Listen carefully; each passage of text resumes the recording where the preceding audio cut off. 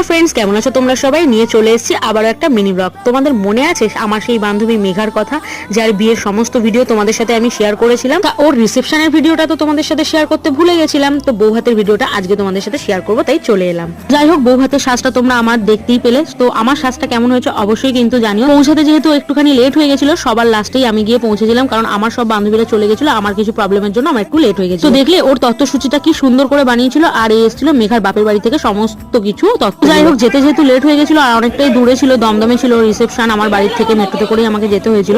তো মারাত্মক জোরে খিদে পেয়ে গেছিল, তাই জন্য গিয়ে আগে তাড়াতাড়ি করে স্টার্টারটা খেয়ে নিয়েছিলাম। আর এখানে বন্ধু বান্ধবীরা মিলে সব ইয়ার্কি ঠাট্টা চলছে।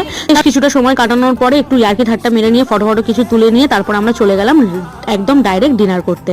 তো দেখো, এখানে ডিনারে তো সবাই মিলে একসাথে বসে পড়েছিলাম খেতে, আর লাস্টে ছিল এই সুন্দর আইসক্রিমটা আর সমস্ত খাবার খেতে ভীষণ দারুণ ছিল। আর এই ছিল মেঘার বিয়ের রিসেপশনের ভিডিও, তোমাদের সাথে শেয়ার করলাম। চলো দেখা হবে পরের ভিডিওতে, টাটা।